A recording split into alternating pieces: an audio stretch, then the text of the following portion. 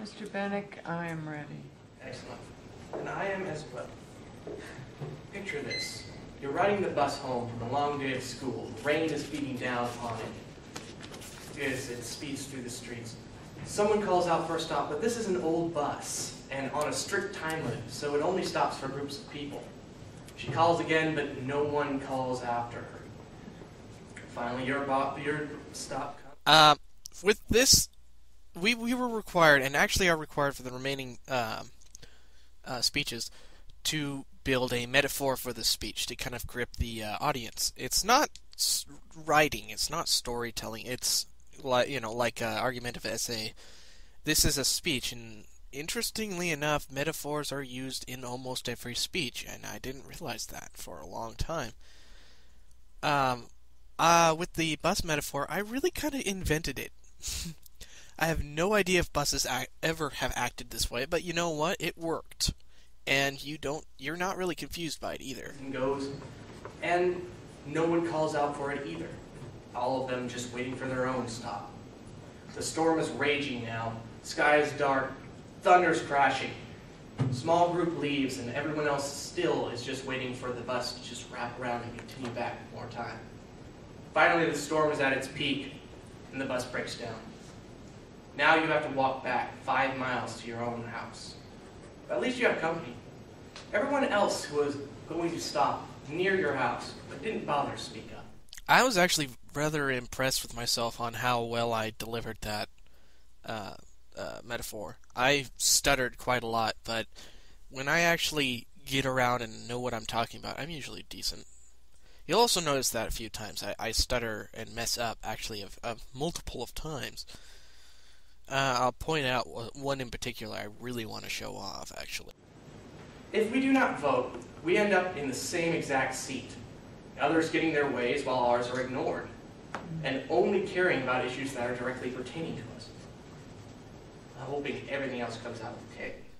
This was so shoehorned in. It looked great on paper, and if I had said it right, it probably would have sounded fine, but it just sounds so awkward.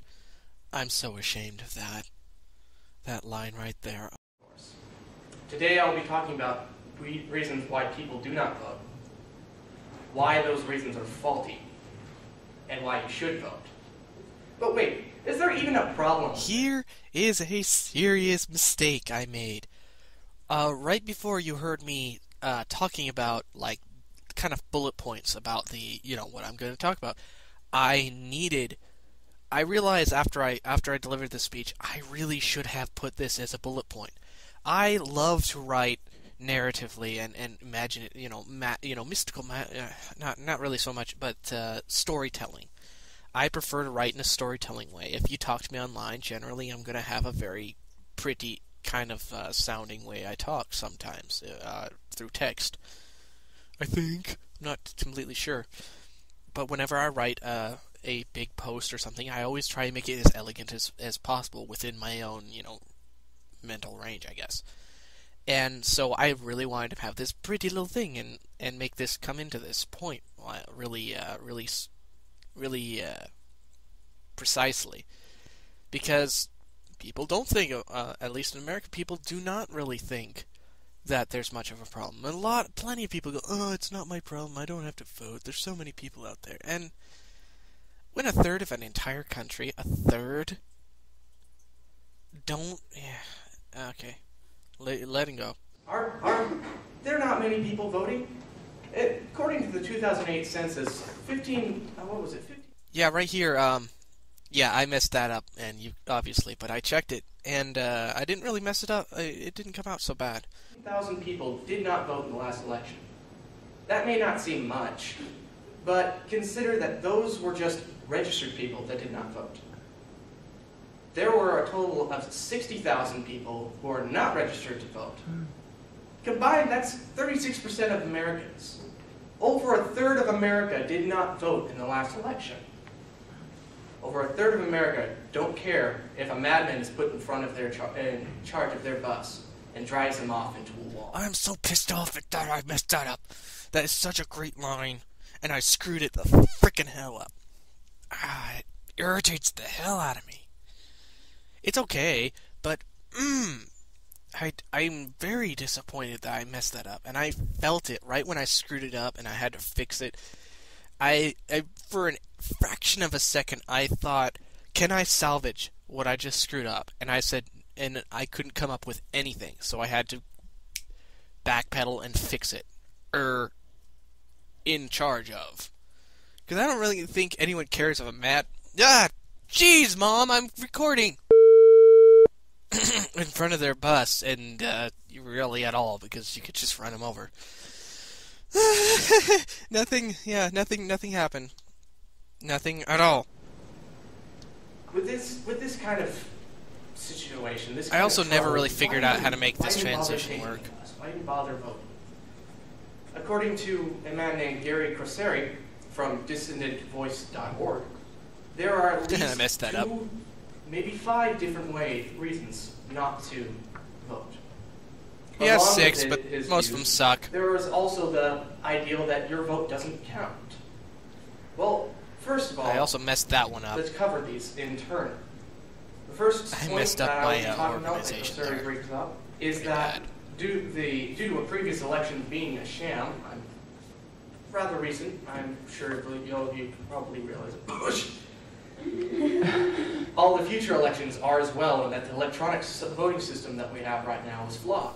A lot of people really, a couple people really didn't like that quip with the joke there about like the last Bush election. For those of you who don't really know or don't care up until now, during the previous to last election, when George Bush Jr. was elected into office again for a second term, a lot of people believe it to be a total sham because no one liked him beforehand, and yet he got voted back into office. I don't think I was able to vote back then. No, I was able to vote, but I didn't understand what the hell was going on and didn't take any standing action to it. Didn't care much at the time. Much better at that now, obviously, if I did this speech. But a lot of people thought that it was bullshit. What the hell happened? Well, here you go. Maybe it is, but yeah, here's my points against it. Continue with play. A second point he makes is that we're misinformed about our candidates, and then of course that our vote may not count. Yeah, you can see right there. I kind of the vote doesn't count. That when I mentioned it before, I put it in the wrong place. It was supposed to go down here, not with that note about Gary's views and whatnot. It was supposed to come right here. I screwed up my organization pretty bad there. As an organization of a speech, it's fine, but it would have been a lot smoother had I not done that. I hadn't screwed that up. First of all, I ask you, if you go to a Subway and you get a poor sandwich, does that mean every sandwich shop is going to give you a bad I love sandwich? this Subway No. out. It just means you got a bad sandwich once.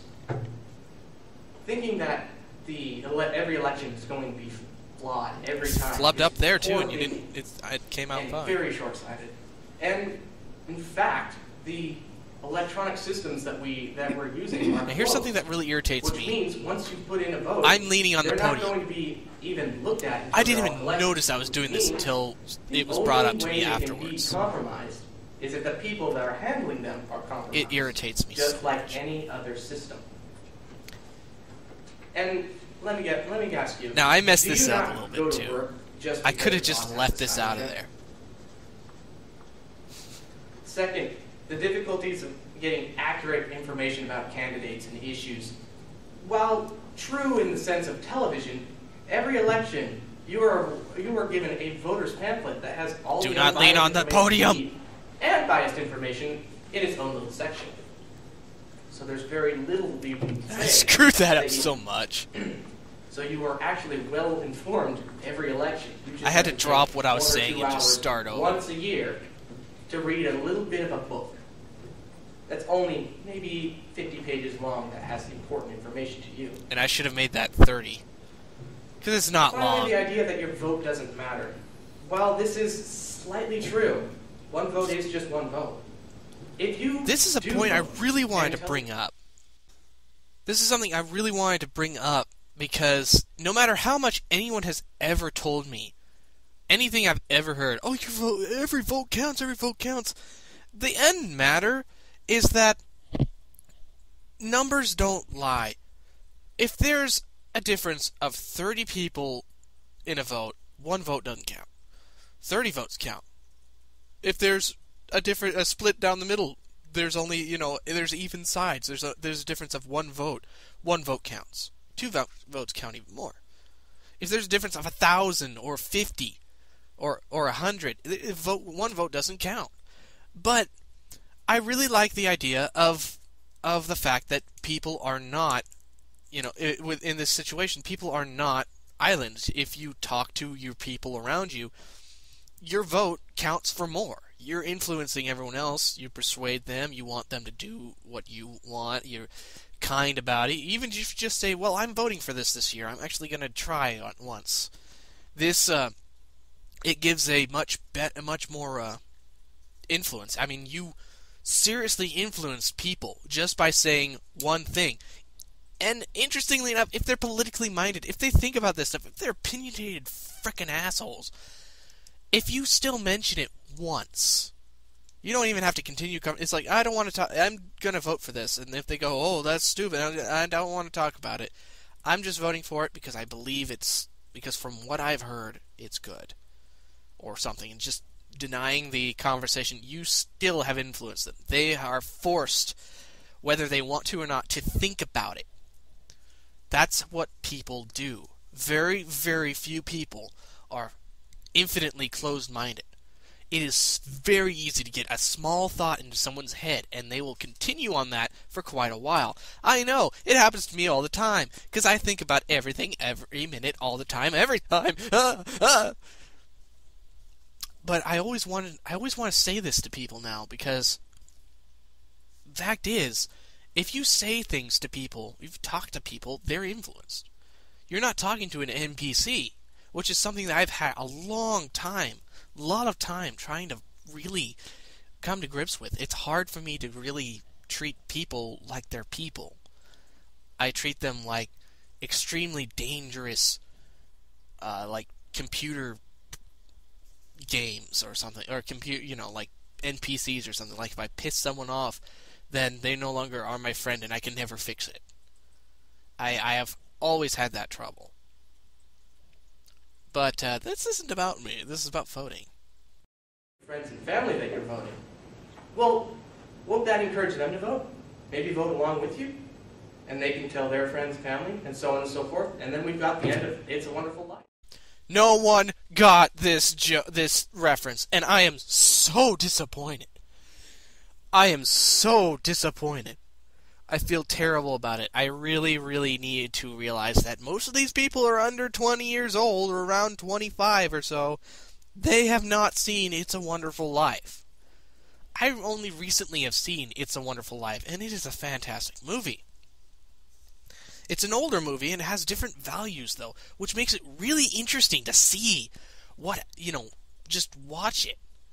But that's different. That's It's a Wonderful Life. No one got it. For those of you who don't know, It's a Wonderful Life is a Christmas movie in which you essentially follow the life of this man who just horrible things, or not horrible things, but he just nothing goes his way. All through his life, he's been a nice guy. He's taken care of his brother. He's helped this little rat hole town. He gave up going to college so his brother could go to college because he had to work on at the Savings and Loan, which was this alternate bank that helped people buy their own house and they could pay back whenever. The stupid kind of bank. Basically because the main bank of the town was just trying to buy up the town and kind of ruin everyone's lives for greed's sake. And you just see his life until it all the way right up to the end. They lose. His uncle actually ends up losing their payment so that they can their big payment to the government or to the other bank. I don't really remember which. And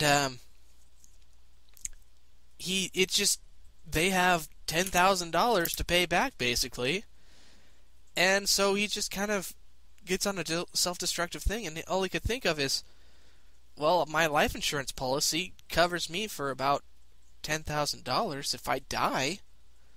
And so he ends up trying to go kill himself, but instead ends up saving an angel who then shows him his life without him, and then when he comes back and you have that little cliche. But the big cliche at the end that has been revealed is everybody heard about this, I heard about this, he heard about this, she heard about this, and we all decided to pitch in.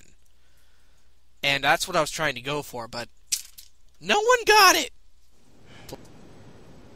Now that we're taking the bus and speaking out, Trying to weave my metaphor in, many and I screw positive up real outcomes bad. exist. For instance, a larger voting base, politicians have to work much harder to appeal to Really everyone, didn't write that not either, just that their few transition. assured votes. Second, voices speaking for change, voting on issues, brings up more issues to vote on, more attention to the smaller details that are important to us. And then, I of listened course, up really everyone's well favorite, around here. the so-called bigwigs, the powerful, the wealthy, who usually get what they want. Get how they want If everyone is voting, well, we make up for any kind of influence they have, do we not? Yeah. The issue is put into the hands of us, the workers, the students, the homemakers. I really should have banged on that a little harder. Now- I was actually worried I was going to bang on it too hard at the time. Before we reach the end of the line and our bus stops working for good, we need to make sure that we bring I its messed this up badly too. status to attention. Right there, I saw the We need to time make sure card that said everyone stop. knows we're using I was this over country. time, We're using this country. We are part of this country. so it shook me up, and I couldn't We figure vote, out what I was pay saying. attention. It needs to be maintained. So keep As an we eye on use time this cards, country, but we don't vote pay this attention when it country. says stop. We work with this country. We continue to improve it. Leaving it on the guideline, on the sideline, just crash down there just by itself. That's no way to go. In 1775, we fought for our freedom to vote. This is A my right favorite. that turned into everyone in this room having the right to vote. A right that was at first rejected, or not rejected so much, but denied us by England. But I suppose if you really do not want to vote, we could just go back to that point. Taxation without representation. Well, I guess women don't even need to vote. Let's get rid of the Constitution. Let's go back. Let's just go into a dictatorship. I'll be just as fine if no one cares. Without your input, without a simple hour or two once a year, this can and will happen. Vote, lest ye be lost.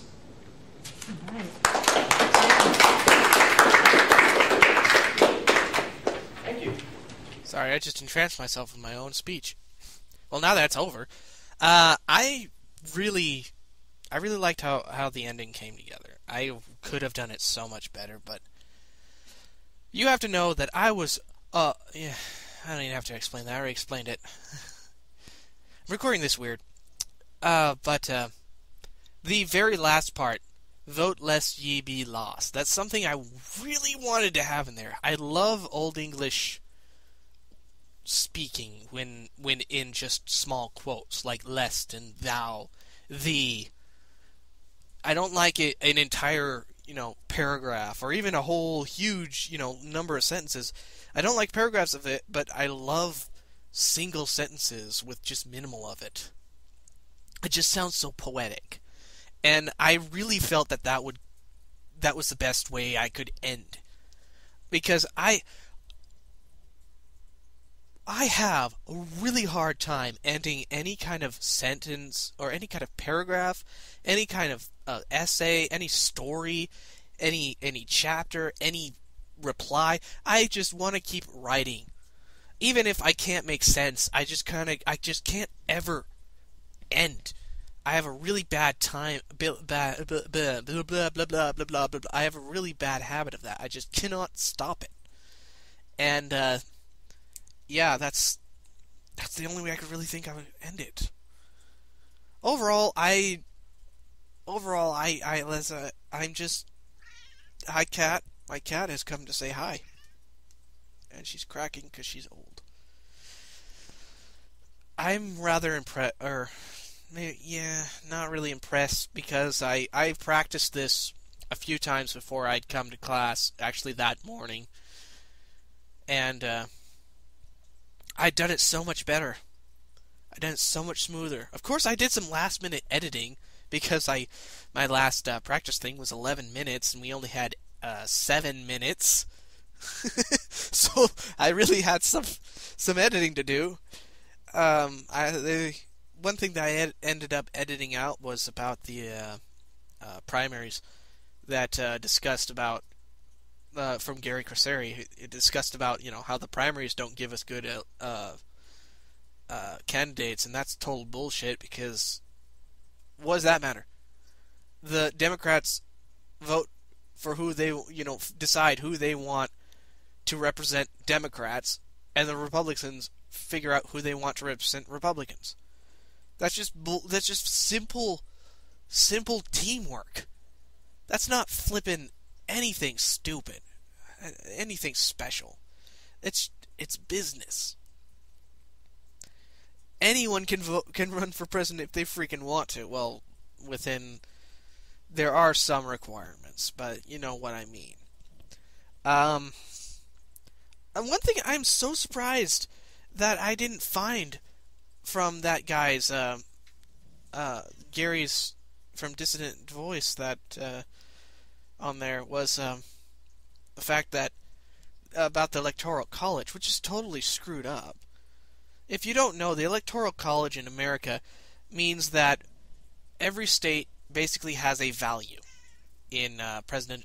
Goodbye, cat. You're bothering me while I'm talking. Goodbye. In a presidential election, every state basically has its own value, and when there's a essentially what we're doing, what happens is each state votes for which president they want for them, for this state. Basically, it's like if it was only if the presidential election was only happening in that one state. We'll just go because we basically only have two parties. We'll just use that for example. We have Democrat and Republican, and let's say in Oregon, where I live, Democrat wins. I mean, there's like a 65% for Democrat. That means this Oregon state counts as a state for the Democrats. The Democrats won in Oregon. Now the thing is that's really terrible because it really invalidates the value of every individual vote. The original reason for the Electoral College was because what would happen is back in the day, a lot of states, the eastern states, were really highly populated, which meant that a lot of people, you could get a lot of votes for very similar views because everyone was very, knew each other at way back then, and they were like-minded, so they voted for the same president over in the eastern states, while the western states would vote for theirs, but they were so loosely populated in comparison that they'd lose every time if nothing was done. So that's why the Electoral College was put into place. Unfortunately, now that everyone is their individual mind, it doesn't really count. I'd understand it by county or even by city, because at this point it just makes it easier to count up votes and stuff, because you've got 200,000 people, basically 200,000 votes or so. No, it's like 150,000. I apologize. I can't even count my own country. It's not even that, but whatever. I don't have the census up right now. And that many people that are, can vote, and that many votes you count up between technically 7 different candidates, because like I said, most anyone can run for president. It's just most of them don't really get very far. But in the end, there's usually at least we have multiple parties. We don't have a two-party system. It's just those are the only ones that count right now. There is another one that's coming up that I really hope gets some real good power. I don't care if they ever win, but just the fact that there would be a third big party would be the important part, to split the votes up a lot better, make it more fair. Because two sides is not fair, because what it is Republicans just are, I don't like Democrats. We don't like Democrats, so we do the opposite of Democrats. And Democrats, we don't like Republicans, so we're opposite Republicans. It's polarized, and it's not fair. Having a third party will confuse the hell out of everyone, and that'll be awesome. And that's not what I'm talking about. I'm talking about my speech. Actually, I have nothing else to talk about my speech on the end. I'll probably figure something out and after a while, but yeah. Overall, I thought I did a very good job. One thing I know I screwed up on is, of course, leaning on the podium. It looks so horrible from the side. I didn't even realize I was doing it. I thought my hands were resting on it. I didn't realize my shoulders were up. I was, kind of falling down onto the podium. I don't even remember being up there. I just remember saying words, and I didn't even, and that's about it. I was kind of like just in a small box when I was up there. I was saying words, and I was gesturing and like crazy, because that's my biggest advantage is I gesture a lot. I have really good body movement. I have really good presence in that situation. But in fact, I'm doing it right now. You can't see it though. But I couldn't. You see my eye contact's pretty damn good too. I'm looking around at everybody, but I didn't see anything. While I was up there, I can't remember seeing a single other person in the room. I saw this card at the last minute that said stop. That means I was at like 8 minutes, which means I was overtime, and that screwed me up right at the end. And I kind of went, like I said, I pointed out, before, I kind of went in a circle too right there. It was crazy. So yeah, that's all I have for this. My next speech is going to be freaking 8 to 9 minutes long. It is 100 freaking points. I since I've done this so late, I normally want to do these speech commentaries before I get my information back, before I have to turn in my video critique, because I actually know what I got, and I really only missed like 7 points, and I don't really remember where they were. I think it was possibly leaning on the podium, and I could have given it, this could have come off with a lot smoother, and a few of my sources were vague. I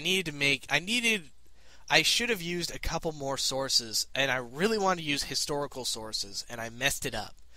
I couldn't find anywhere to put my historical sources, because I love the history of voting and stuff like that. It's actually something that I've really come to like. I don't go out and research it, but I learned a lot of it when I took my Western Civilization class, which dated up until like past World War, up until modern day, modern day 5 years ago, which was pretty darn good.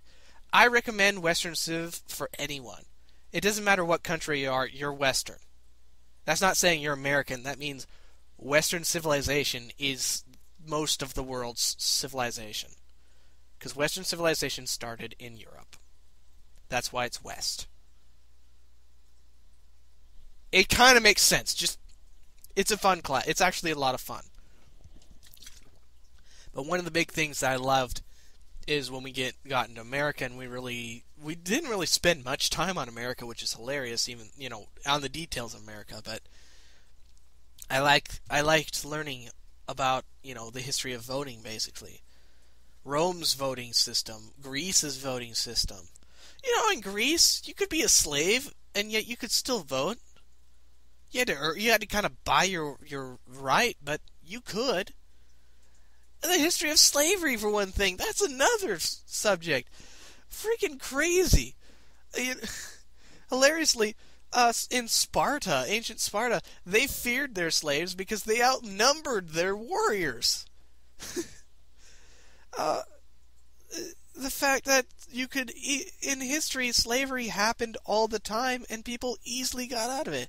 It wasn't until, race-based slavery, the triangle trade or whatever, happened that slavery really became into a terrible light. It's not to say it's really a good thing in all of life, but, that's a really good, that's when it really got bad. And now I need to stop because I can't stop talking like I can't end a freaking sentence or a freaking essay. Alright, so, yeah, next speech is going to be rather long. I don't know. It's going to be in about 2 weeks, and I am freaking scared of it because I haven't done any work for it yet. Over the weekend, I'm going to be... I have so much work over this freaking weekend. Over the weekend, I need to make a survey and start it on my outline. Another thing I really need to do is I need to get a picture and that I want from a specific area, and I have to get that picture myself. But I'm a little bit nervous because I have to ask a group of people if I can take their picture. But that's another time. Hopefully it'll come off good. I'll be happy if I get most points. I get a B on it basically. I just need to pass the class at this point. I've done B, kind of just far across the board B material, so I'll probably get a C or a B in this class. I don't know. Whatever the case, I am done with this, so I will see you guys later.